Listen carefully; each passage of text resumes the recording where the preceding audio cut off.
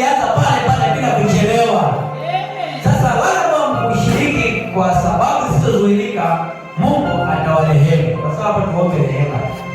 Kwa sababu watu wanaondoka au wanabaki nyuma, aisee inaumaga sana. Lakini na uhakika wale ambao tuko pamoja hata walikuwa mbali, wengine naona msibe jitahidi kuweka wazi grupu lako. Kwa sababu wengine wanakuona kwenye ile akaunti yako. Jaribu kuliweka wazi ili na washirika wafuatilie huko. Lakini nashukuru pia kwenye akaunti yako nashukuru natumia. Wale ambao wanajua akaunti yako hata kama uko mbali, unaweza ukaendelea kupokea mafundisho yote yaliyokuwepo hapa kupitia akaunti yangu ya Facebook. Nafikiri nitengenezee na YouTube kama ya kwako. YouTube yanakaa muda mrefu. Facebook yanafungwa baada ya mwezi. Nimeambiwa na wataalamu, nilikuwa najifunza na Facebook kwa hala ya kale. Leti dada, nataka. Sawa, tutaongea baadaye. Kwa hiyo fuatilia Facebook, fuatilia YouTube, atakuelekeza akaunti yake. Bwana asifiwe sana. Kwa hiyo mimi leo usiku pia ngoja niongee kabla hajasimama mtumishi. Leo tusema kila mtu atakuja na ushuhuda. Amen. Jana nilitoa kile Mungu alisema na mimi hapa. Wale ambao tulikuwa pamoja. Sasa usiku leo najua kuhama ni kuhama tu. Yaani Mungu akiamua unahama. Unajua nimepelekwa mahali fulani. Nilifurahia sana ile mazingira. Lakini nikaambiwa kaa hapa kwa sababu leo unatakiwa uondoke. Sasa sijui naenda wapi na natumia usafiri gani. Nikabaki nimesimama. Sema amina. Mungu huyu anatuamisha kweli. Mimi yaani sasa hivi mimi sasa kusema sisi. Mimi nimehama. Amen. Yaani nimevuka mzima. Sasa naombea na nini mvuke kama mimi. Lakini uzuri kwamba ngoja nikupe habari njema. Nikiwa pale nimekaa kwenye kituo hicho ambacho nimeambiwa nikae hapo kwa sababu natakiwa kuondoka yale mazingira, nikaletewa usafiri. Ile gari linakuja halina mtu hata huyu. Ghafla niliposimama kwenye kituo baada ya kufika, nilipokuwa nakanyaga kuingia kwenye mlango wa ile gari na wenzangu wote, ndugu zangu na marafiki na watu wa Mungu wengi nimewaona, tukiingia kwenye lile gari tunaondoka. Jamani, ni habari za matumaini. Sema amina. Unajua kauli mbiu inaendana na matukio Mungu anayafanya kulingana na unakokiri. Tumedalilisha siku 4 kuvuka na mateka. Hatukumwacha mtu yeyote, tulizama kwenye lile gari tukaenda. Watu wa Mungu kuna kuondoka. Yes. Watu wa Mungu kuna kuvuka. Yes. Wapendwa, mimi naamini katika hili. Jana Mungu amesema na sisi kwa namna tofauti. Kwa hiyo tusiache kukaa katika lile Mungu amesema na sisi. Na leo nataka nimuinue mtumishi wa Mungu amalizie ingwe iliyosalia. Alafu baada hapo tunakuwa na maombi. Katika semina hii Mungu alitusemesha tusije mikono mitupu. Kwenye semina ile tuligawa bahasha. Wale ambao wamekosa bahasha lakini wanataka waungane na hawa watu ambao watasimama na bahasha zao baadaye. Bahasha bado zipo, hujachelewa. Chochote kilichonacho tunaweza kwenye bahasha. Japo kwa jana sisi tuliweka mahitaji, tukaja hapa tukaomba, tukachoma moto. Lakini hujachelewa hata kama ukuwepo. Unaweza ukaja hapa kwenye bahasha ukaweka hitaji lako na sadaka yako. Tunapoitwa mbele na wewe uitike, tutakuwa tumevuka wote. Sema amina. Mimi nataka niwaambie, huyu Mungu naye maabudu anasikia maombi yetu. Amen. Sasa sipendi kuongea kila kitu ambacho Mungu amesema na mimi nimesema. Maana yake itakuwa mhubiri mwenyewe. Nikaanza kutoa ushuhuda. Toka tumeanza sasa. Lakini tumevuka salama. Amen. Amen. Tumevuka. Jana wakati tunaomba tukiwa kwenye ule moto, ndipo niliposafirishwa mimi kama mimi. Mungu akanionyesha mambo ambayo yanaharibiwa kwa maadui zetu. Sema amina. Tukiwa kwenye maombi jana, nikapelekwa sehemu ambako chungu kimejaa damu mbichi. Niliwaambia jana, narudia kwa faida walikuwa wamekosa jana. Hivyo tunapohama kweli, kuna kuondoka kweli, sio sisi. Nikakuta chungu kimejaa damu mbichi. Wakati naonyeshwa na moto wa maovu unaendelea, ghafla kile chungu kikapata kreki katikati, damu ikamwagika ghafla. Haya yote yanatokana na kauli mbiu ya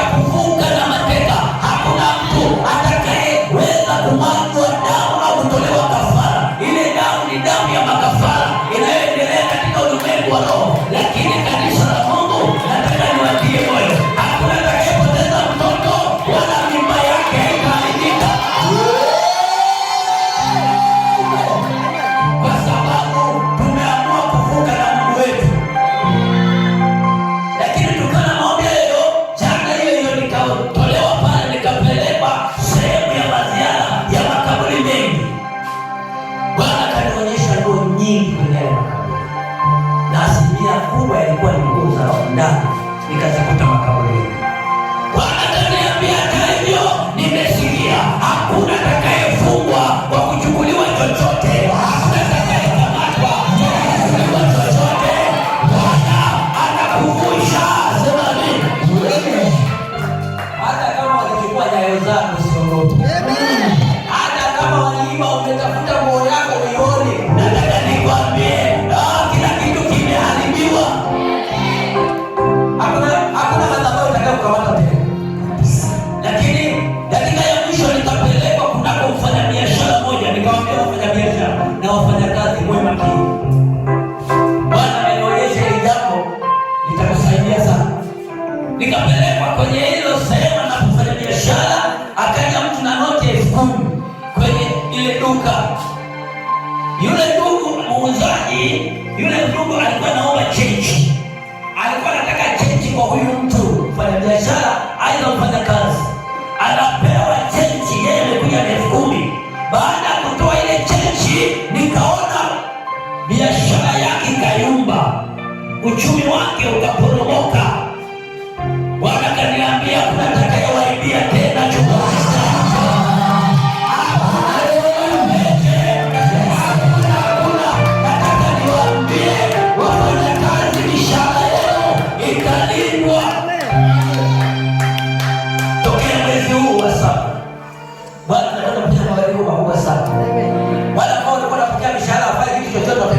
Kufanya mambo.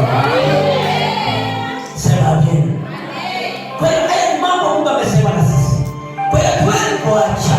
Na leo tumeingia kwenye gari moja, tunaondoka wote. Sema amina. Yaani mwambie gari yako, safari tumeshaianza. Safari tumeanza. Yaani kwenye gari hakuna kilio, ni sifa tu. Wewe hata kama kilio, acha kulia, hata kucheka. Amen. Basi mimi namshuhudia Mungu matendo makubwa aliyonifanyia. Na ninaamini kuna wengi wanashuhudia. Kwa hiyo wakati huu sasa niseme, tamshukuru Mungu, atakuja hapa mtumishi wa Mungu. Na baada ya ujumbe wake, kwa sababu naamini leo anahitimisha, hatapenda mali sana, ataruhusu tumalize na sifa. Tutamaliza na nini? Ndio maana amesema subirini kidogo. Tutainua kwa sababu ni siku ya kumshukuru Mungu. Ya kusifu, ya kuachilia maisha yetu kwa Bwana. Nataka nikwambie kwenye kusifu na kuabudu, kama una mtoto unayonyesha, unaweza kulala chali, unaweza kulala kifudifudi, unaweza kulala ubavu. Wewe endelea kugaragara, Mungu anakuona. Amen.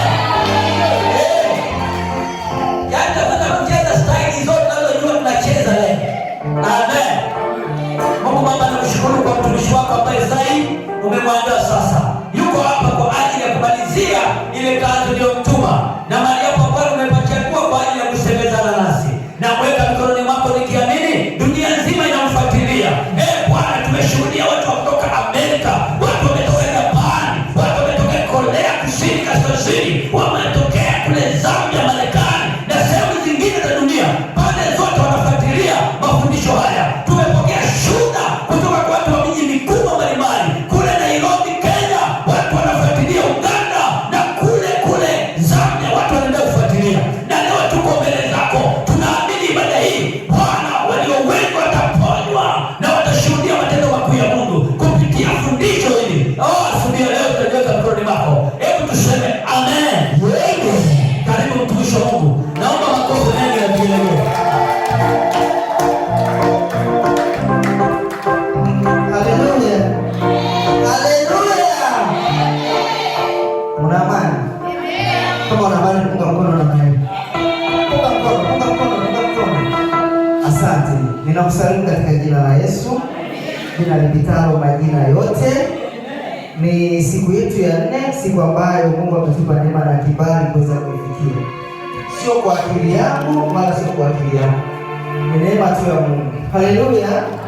Haleluya. Basi kama mtumishi wa Mungu alivyotangulia kusema, awali yote mimi namshukuru Mungu. Lakini pia namshukuru mchungaji Pastor Julius Sichone. Mimi na mke wangu tuko hoi tabani, hatuwezi. Tuko kitandani hakuna kula wala hakuna kufanya nini. Tunamwambia baba. Jioni baba akaja na mama. Yaani mama alipika uji kwa ajili yetu. Pale nyumbani. Uji kabisa. Yaani hata kupika, yaani hata kuchukua kitu chochote huwezi. Kama unaposema ni baba yangu wa kimwili na kiroho, wewe. Baba ni shahidi na mama walikuja. Tunakula ni nini tunachopenda kula siku hiyo ni uji. Yaani tumeletewa chips yai. Azipa. Nyama. Tena jana yake ndio hapo alipika nyama. Haikupanda. Uji. Mama sasa nasogea uji nasogea kazaa. Iko gesi ipo, unga upo, sukari ipo. Uko kuna ule uji kwa tulipona. Haleluya. Haleluya. Kwa umesema ni baba, yaani mimi ni baba yangu. Na ndio maana naambia wewe, simama siku ile hizo baba akikwambia utakata. Tunaona wewe mtoto ni jeuri. Sasa jana tulikuwa tunavuka. Katika ulimwengu wa roho kuna vitu mimi nimeviona vikubwa katika maisha yangu. Jana kuanzia saa ngapi? Mambo ni katika saa ngapi? Saa 1. Ule mambo ni katika nchi nzima. Nchi? Au nadanganya? Sasa ulipo katika Mungu akaniambia katika majira ya usiku, katika majira ya giza, Yesu alikata roho masaa ngapi? Giza likopo saa 6 mpaka saa 9.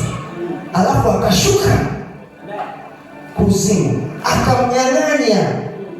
Kwa nini anasema watu wananyang'anya? Shangilia kwa makofi na vigelegele.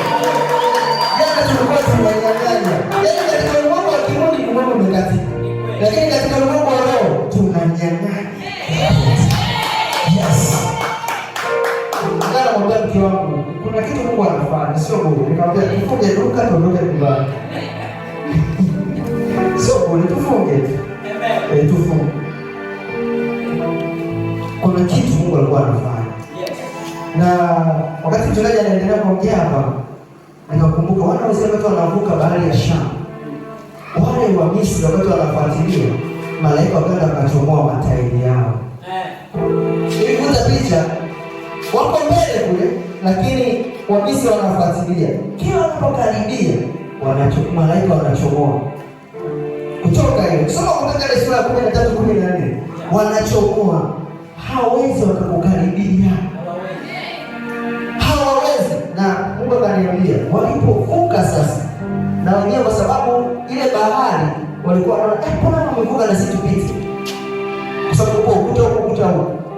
Mungu akamwambia Musa, nyosha mkono wako, nyosha mkono wako tena. Ikaongeza. Haleluya. Haleluya. Ilipowameza wale wa Misri bahari kutoka 15 ndio leo tuko na amina.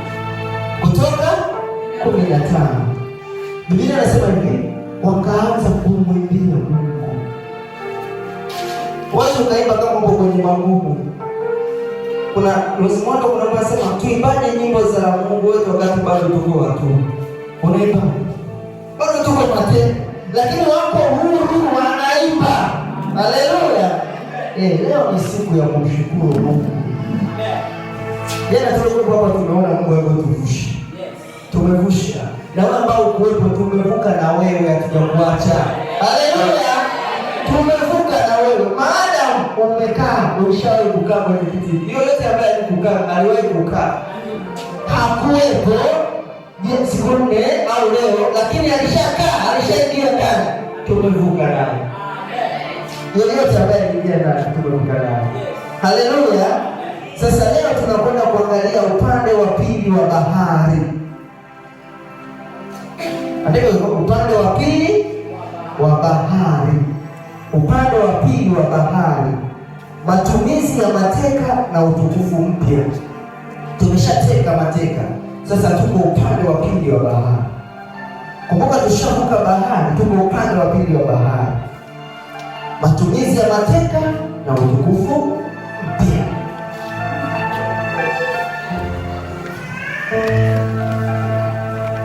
Upande wa pili wa bahari, matumizi ya mateka na utukufu mpya. Siku hii ni kilele cha semina yetu, Baada ya kutambua mateka wetu, siku ya kwanza tulijifunza kutambua mateka wetu. Inakupa muhtasari. Kusimamia msimamo wa hata ukwato, hii ni siku ya pili.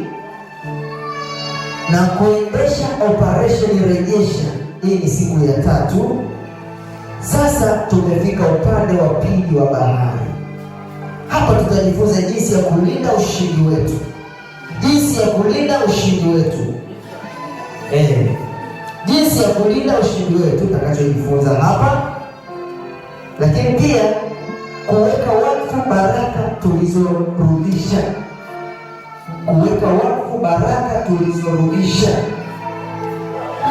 Jambo la kwanza, jinsi ya kulinda ushindi wetu. Jambo la pili, kuweka wakfu baraka tulizorudisha, na jinsi ya kuishi katika utukufu mpya usio na huzuni ndani yake. Jinsi ya kuishi katika utukufu mpya usio na huzuni ndani yake. Haleluya, haleluya. Hayo ndio mambo ambayo tutakwenda kuangalia leo. Lakini namshukuru Mungu pia kwa ajili ya matukio yote ambayo yamefanyika asubuhi. Kwenye kusifu, kuabudu, kwaya watoto wamebeba habari za kusifu. Kwenye kuabudu tumemwabudu Mungu kupitia sifa. Kwa Mungu ameendelea kutuhudumia. Sasa nikukumbushe au tukumbushane kwamba baada ya kuvuka, faida 10 za kuvuka na mateka. Hizi naomba uziandike. Faida 10 za kuvuka na mateka. Faida 10 za kuvuka na mateka. Tumeshavuka na mateka wetu. Sasa faida 10. Faida ya kwanza, inaleta ushuhuda kamili. Inaleta ushuhuda kamili. Hiyo ni faida ya kwanza. Unapovuka na mateka wako, inaleta ushuhuda kamili. Faida ya pili, inaleta utajiri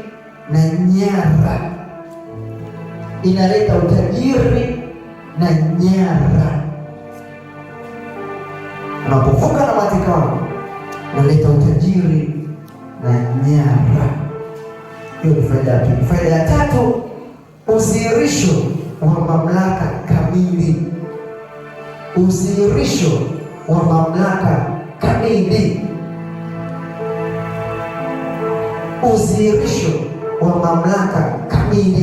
Kwamba mimi sasa ndo nina mamlaka.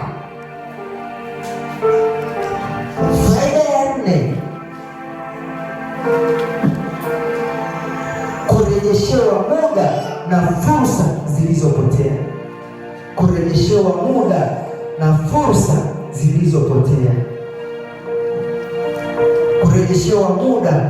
fursa zilizopotea.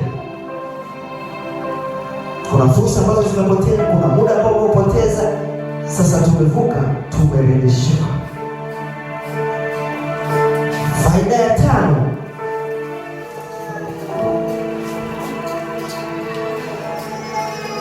faida ya kwanza nimesema inaleta ushuhuda kamili. Faida ya pili, inaleta utajiri na nyara. Faida ya tatu, udhihirisho wa mamlaka kamili. Faida ya 4, kurejeshewa muda na fursa zilizopotea. Kuna fursa nyingi utakazozipata, lakini kwa sababu shetani alikufanya kuwa mateka, ukawa uelewa unafanya nini. Sasa fursa zile zinarudi kwako katika jina la Yesu. Namba 5, kuinuliwa kwa kiwango cha ushuhuda wako. Kisimama hapa sasa, yes. Kuinuliwa kwa kiwango cha ushuhuda wako. kuinuliwa kwa kiwango cha ushuhuda wako. Hiyo ni namba 5, kuinuliwa kwa kiwango cha ushuhuda wako. Namba 6, kuwatafuta na kuwakomboa wengine. Kuwatafuta na kuwakomboa wengine. Hii kumbuka ni faida za kuvuka na mateka. Kuwatafuta na kuwakomboa wengine. Umevuka, usikae sasa, endelea sasa kuwakomboa wengine. Kuwatafuta na kuwakomboa wengine. Namba 7, kuwaingiza hofu. Kuwaingizia hofu maadui zako. Kuwaingizia hofu maadui zako. Kuwaingizia hofu maadui zako.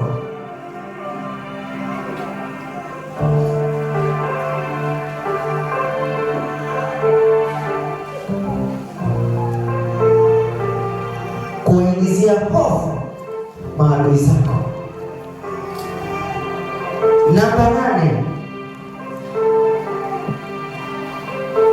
Namba 8, kuvunja mwendelezo wa vifungo. Kuvunja mwendelezo wa vifungo. Kuvunja mwendelezo wa vifungo. Namba 8. Namba 9,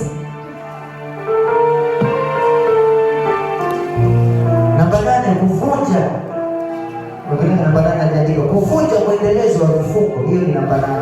Namba 9, kuleta amani na utulivu wa muda mrefu. Kuleta amani na utulivu wa muda mrefu. Hii ni namba 9, kuleta amani na utulivu wa muda mrefu.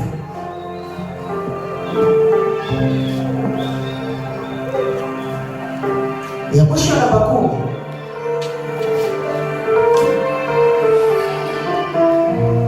Ya mwisho namba 10. Kupokea. Hapo kuna funga seme sasa. Ukimaliza kupokea kuna fungua seme, fungua seme. Mshahara kuna funga seme. Mshahara ndio kwa kubwa. Kupokea fungua seme. Mshahara funga seme. Mshahara ndio kwa kubwa wa maumivu yako.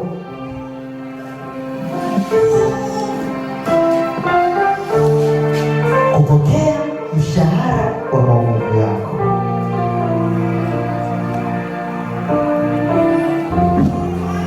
Kupokea mshahara wa maumivu yako. Namba 10, kupokea mshahara wa maumivu yako. Kupokea mshahara. Ule mshahara unaandika kwa herufi kubwa, umeweka fungua semi na funga semi kwenye mshahara. Kuna mtu ambaye nimemwacha katika 10 hizi. Namba ngapi? Namba 10. Namba 10 ni kupokea mshahara wa maumivu yako. Wakati tunavuka tulivuka na mateka. Wana wa Israeli kule Misri, jana tulikuwa tunaona wanawake wakaambiwa wakachukue, wakaombe vitu kwa Wamisri. Wakaomba dhahabu, wakaomba nguo, wakaomba mahitaji mbalimbali. Yale ndio kwa utajiri wao. Na leo Mungu ameniambia tutakwenda kuomba kwa ajili ya wanawake na wanaume. Haleluya. Kuna wanawake Mungu anataka wainue, wawe matajiri katika hili kanisa. Leo kuna wanawake katika hili kanisa wanakwenda kuwa matajiri. Haleluya. Mungu ameniambia usiku wanawake wanakwenda kuwa matajiri. So niomba kule, walikubali wanakwenda kuwa matajiri. Lakini akaniambia utakapokuwa tajiri usimdharau mume wako. Angalizo, utakapokuwa tajiri usimdharau nani? Mume wako. Kuna wanawake huko wanakwenda kuwa matajiri. Haleluya. Yani unakwenda kuwa tajiri.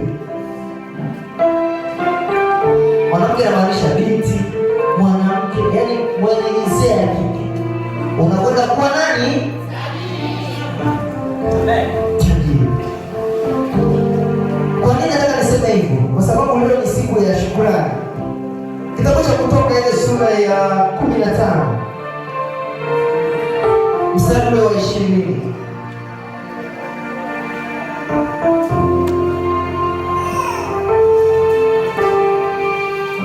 Kuna dada yake Musa pale, huwa anampenda sana. 15 mstari wa 20.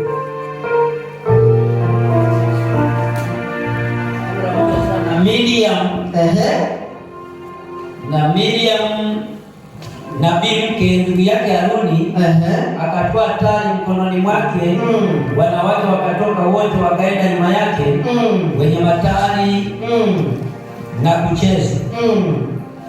Miriam akawaitikia, mwimbieni Bwana kwa maana ametukuka sana. Hapo hapo Bwana Yesu apewe sifa. Amen. Miriam ni ndugu yake na Haruni, lakini pia ndugu yake na Musa. Yeah. Biblia inasema kwamba akatoka na matari. Yaani sio kwamba walikuwa wanaimba hawajavuka. Ile 14 Kutoka sura 14 pale ndio inaeleza habari za kuvuka. Yeah. 15 inaeleza habari za sifa na shukrani kwa Mungu. Amina. Sasa kwa nini hao wanawake wameanzisha kusifu? Na hawasifu kizembe. Yeah. Jana tuliangalia vile walipotoka. Ile sijajua ni mstari gani, nimesahau kidogo. Ile mistari ya mwishoni Kutoka sura ya 14 kama sio 13. Pale ambapo wanaambia nendeni mkachunga na wanawake wa mji. Sio ngapi? Mstari ngapi? Natamani tupate ule mstari tusome. Kwamba hao wanasifu tayari wameshakuwa matajiri. Haleluya. Amina. Tuwe matajiri tunapomsifu Mungu. Jina niliandika pale, ngoja nitafute hapo.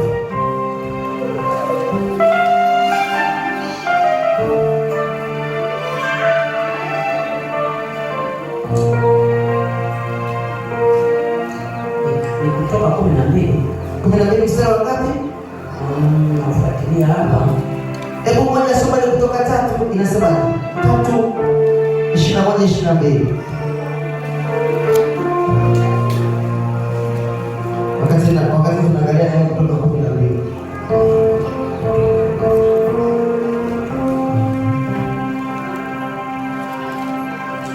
Hii Kutoka 3:21. Tuanze 20 hadi 21-22. Maana anasema hivi, nami nitaunyoosha mkono wangu na kuipiga Misri kwa ajabu zangu zote nitakazofanya kati yake, kisha baadaye atawapa ruhusa kwenda. Nami nitawapa watu hao kufadhiliwa mbele ya Wamisri. Hata itakuwa hapo mtakapokwenda zenu hamtakwenda kitupu. Mstari wa 22, lakini kila mwanamke ataomba kwa jirani na kwa huyo akaaye naye nyumbani vyombo vya fedha na vyombo vya dhahabu na mavazi, nanyi mtawavika wana wenu na binti zenu, nanyi mtawateka nyara wa Misri. Amen. Watoto wako watavaa vizuri katika jina la Yesu. Amen. Watoto wako watavaa vizuri katika jina la Yesu. Amen. Utakuwa na utajiri kwa sababu umeshateka. Wewe ni tajiri. Amen. Usidharau. Yes. Mimi nakataa sana kujidharau. Na sikubali mtu yote anidharau. Kweli. Usikubali mtu yote akudharau. Anapomwambia hujasoma, anambia umesoma lakini mimi nimesoma zaidi yako. Kweli kabisa. Unaelewana? Amen. Hata kama nilikuwa darasa la 7, hujasoma, mimi nimesoma zaidi yako. Ni kweli. Kwa sababu moja, kuna jina lipitalo majina yote. Amina.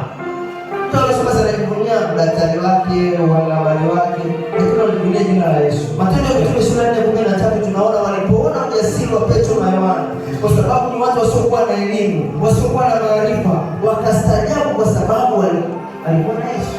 Kweli. Unapokuwa na Yesu unakuwa na nguvu. Haleluya. Amen. Na tumeshavuka na nguvu. Ni kweli. Mwambie mwenzako ushavuka na nguvu. Umeshavuka na nguvu. Umeshavuka na nguvu. na nguvu. Tumia hizo nguvu zako sasa. Tumia hizo nguvu zako sasa. Zitumie. Jambo la kwanza, kufungua msimu wa sifa na shukrani baada ya kuvuka. Hiyo ni namba moja.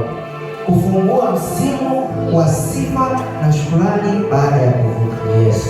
Kutoka sura 15 mstari wa kwanza inaeleza habari za wakaanza kuimba. Unajua, nilikuwa najaribu kufananisha maandiko. Wakati Daudi ametoka kumuua Goliath, maandiko yanasema wale watu wa mji wakaimba nyimbo za kumsifu Mungu. Lakini katika sifa zao wakasema Daudi ameua 10,000, Sauli ameua maelfu. Hizo ni sifa tu za kawaida za binadamu. Yeah.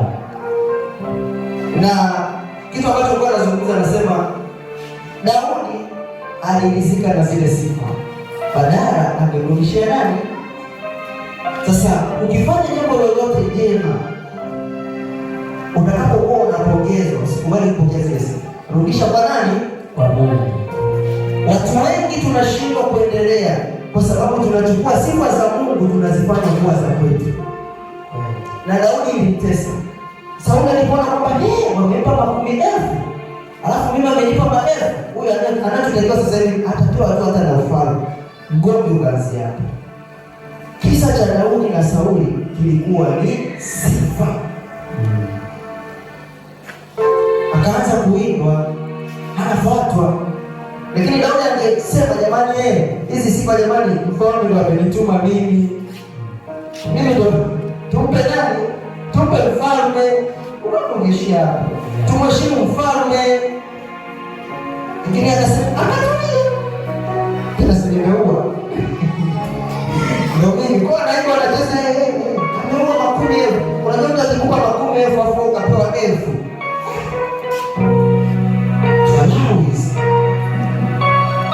Ndio maana sisi Mungu ametuvusha, hatuchukui sifa. Yeah. Sifa zote tunampa nani? Yeah. Na ndio maana hata unapoimba usiimbe ili uonekane. Imba ili kusudi sifa ziende kwa Mungu. Yeah. Mwingine anaimba ili aonekane kama amevaa nguo nzuri. Kama anajua kuchezesha sauti. Ili wajue kwamba anajua moja na panchi. Takusaidia nini? Mrudishie sifa nani? Mungu. Mpili uliopita tulianza kwa sifa. Somo la Bwana fundisha mtumishi wa Mungu Mama Kwesi. Alitangulia. Sifa zinarudishwa nani? Mungu. Chochote unachofanya, umekuwa kiongozi kazini, sifa zirudishie nani? Mungu. Usikubali kuridhika na sifa. Sifa sio zetu. Sisi hatujajiumba, yupo aliyetuumba, leo anaweza akatuondoa. Kuna wimbo mmoja unavuma sana mtandao, si unajua? Wimbo unavuma sana. Unaimba yupo mbadala wako usi. Wewe unachoma. Wewe unachoma, yupo mbadala wako. Una kitu Mungu amekupa utaki kukitumia. Nasema una nani, yupo mbadala wako. Atamuinua. Yeah. Mungu atusaidie sana. Amen. Hiyo ni namba moja. Lakini katika Agano Jipya ni Matendo ya Mitume sura ya 16 mstari wa 25. Biblia inasema hivi, Paulo na Sila walikuwa wamefungwa. Wakafungua msimu wa sifa na shukrani baada ya kuvuka. Yaani mimi sio wamefungwa. Nasema hakujafungwa, tuko huru. Wakafungua msimu wa sifa na nini? Shukrani. Matendo ya Mitume sura ya 16 mstari wa 25. Unapopata muujiza wako, iwe ni kupona ugonjwa uliotisha uchumi wako au kufufuka kwa biashara yako, kitu cha kwanza kufanya ni kugeuza kinywa chako kuwa chombo cha sifa. Amen. Kugeuza kinywa changu kuwa chombo cha sifa. Usitumie muda wako kusimulia ukubwa wa mateso uliopitia. Sifu ukubwa wa Mungu aliyekuvusha. Mara nyingi tunasimulia ukubwa wa mateso. Umeteseka nini? Sema Mungu ni mkubwa, amenivusha katika mateso mbalimbali. Amen. Siseme ni, yaani ndio maana Kuna siku naambia watu mtandaoni, naambia usimwambie Mungu ukubwa wa tatizo lako. Usimwambie Mungu ukubwa wa tatizo lako, bali liambie tatizo lako ukubwa wa Mungu wako. Usimwambie Mungu ukubwa wa tatizo lako. Tatizo ni kubwa. Liambie tatizo linasikia. Wewe liambie kwamba wewe Mungu wako ni mkubwa. Utatoka na utashindwa katika jina la Yesu. Amina. Mungu ndo mkubwa wa kila kitu. Kwa hiyo usitumie muda wako kusimulia ukubwa wa mateso uliopitia. Sifu ukubwa wa Mungu aliyekuvusha. Lakini pointi ya pili, kuweka watu mateka na baraka kwa ajili ya huduma ya Mungu. Kuweka watu mateka na baraka kwa ajili ya huduma ya Mungu. Kuna vitu ambavyo Mungu anataka akutumie, tumevuka navyo. Umevuka na afya, basi Mungu anataka utumie mwili wako katika nyumba ya Bwana. Umevuka na mali, Mungu anataka hizo mali zako utumie katika nyumba ya Bwana. Umevuka na chochote, Mungu anataka utumie katika nyumba ya Bwana. Ile siku ya pili tukasema Farao walijua kabisa hawa nikiwaambia waende na watoto wao watakubali, wataenda, waache ng'ombe na kondoo. Lakini Musa alikuwa amekombolewa kifikra, akasema tutaenda na ng'ombe na kondoo. Kwa sababu gani? Kipindi kile walikuwa wanatoa zabibu ng'ombe na kondoo. Haya, tumevuka. Kwa mfano tumevuka, Mungu anapotaka tutoe sadaka, tutatoa nini? Na mali zetu tumeziacha Misri. Kwa tunapovuka, tukavuka na vitu vyetu, ili kusudi atakapotaka Mungu tutoe, tunatoa, kwa sababu tuna vitu vya kutoa. Haleluya, haleluya.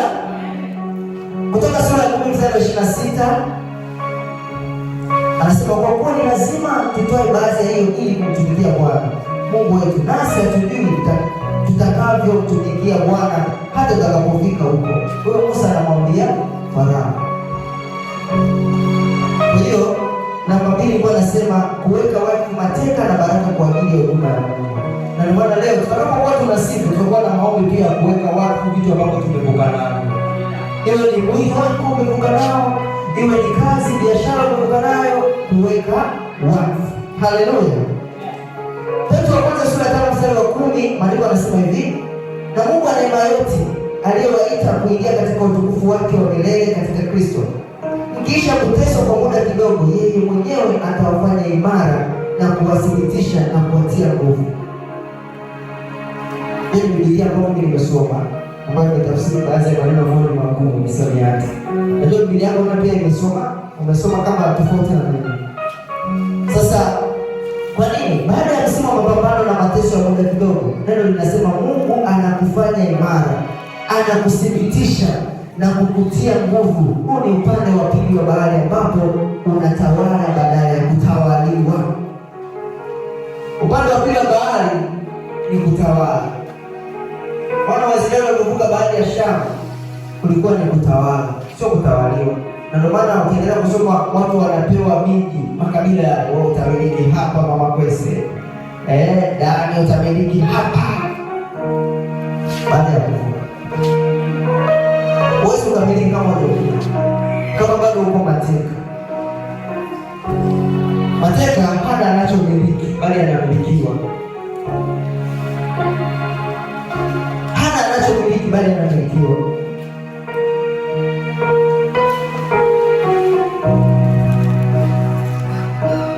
Sasa namba 3 ni kupokea urejesho wa miaka iliyopotea. Kuna miaka ambayo imepotea, Biblia inasema kwamba inakwenda kurejeshwa. Kuna vitu ambavyo vimepotea. Kuna kazi ambazo ulikuwa upate, kuna hela ambazo ulikuwa upate. Kuanzia mwezi wa 7 ni mwezi wako wa kustarehe katika jina la Yesu. Ni mwezi wako wa kustarehe katika jina la Yesu. Ni mwezi wako wa kustarehe katika jina la Yesu. Ni mwezi wako wa kustarehe katika jina la Yesu. Unajua wakulima wanateseka sana mwezi wa kwanza, wa pili, wa tatu, kufika mwezi wa 7 wana relax. Nani ndio kabisa wamekiwa na sikukuu. Katika mambo ya kimwili, mara nyingi wanaweka kidogo. Mifumo yote ya uongozi inaiga kiroho. Mifumo yoyote ya uongozi inaiga kiroho.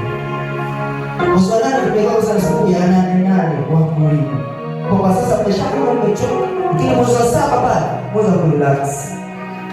Sasa kama hiyo mwezi wa 7 unakwenda kurelax. Yale mambo ambayo ulikuwa uwezi unakwenda kuyaweza katika jina la Yesu. Yale mazingira ambayo ulikuwa uwezi kuvuka unakwenda kuvuka katika jina la Yesu. Haleluya. Haleluya. Tumalizie hapa. Baada ya msimu wa mapambano na mateso ya muda kidogo, neno linasema Mungu anakufanya imara, anakusibitisha na kukutia nguvu. Ndio upande wa pili wa bahari ambapo anataka utawale badala ya kutawaliwa. Anataka utawale badala ya kutawaliwa. Mungu anataka utawale badala ya kutawaliwa. Mwambie mwenzako, Mungu anataka utawale badala ya kutawaliwa. Mwambie Mungu anataka utawale badala ya kutawaliwa. Mungu anataka utawale badala ya kutawaliwa. Mungu anataka utawale badala ya kutawaliwa. Funika daftari lako. Funika daftari lako, simama juu. Yes. Ombi la kwanza, tunakwenda kufungua msimu wa sifa. Tunakwenda kufungua msimu wa sifa. Naomba nifuatishe haya maneno. Bwana.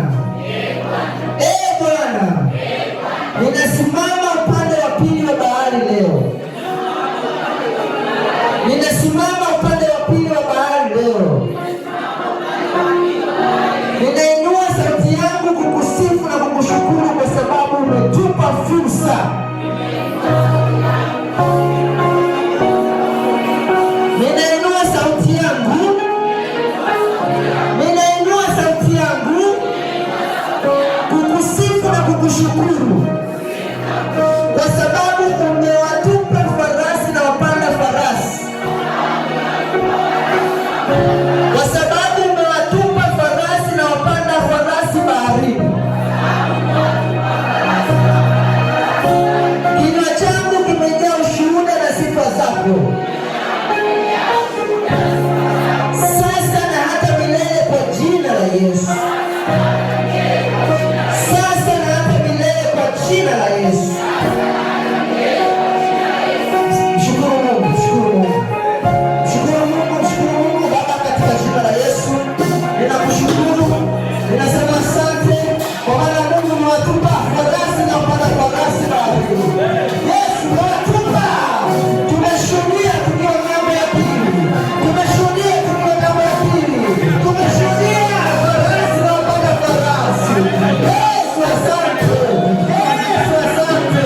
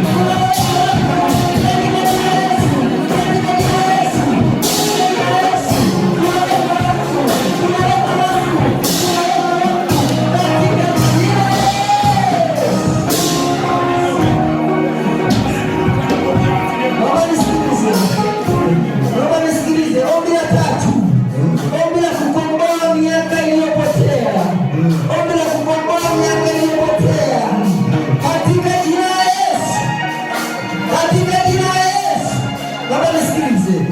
Sema kama sema katika jina la Yesu. Sema kwa sauti katika jina la Yesu. Katika jina la Yesu. Ninapokea fidia. Ninapokea fidia.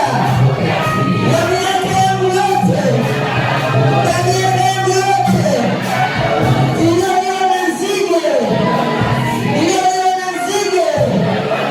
Wa umaskini. Magonjwa. Na kucheleweshwa. Na kucheleweshwa. Tunaamuru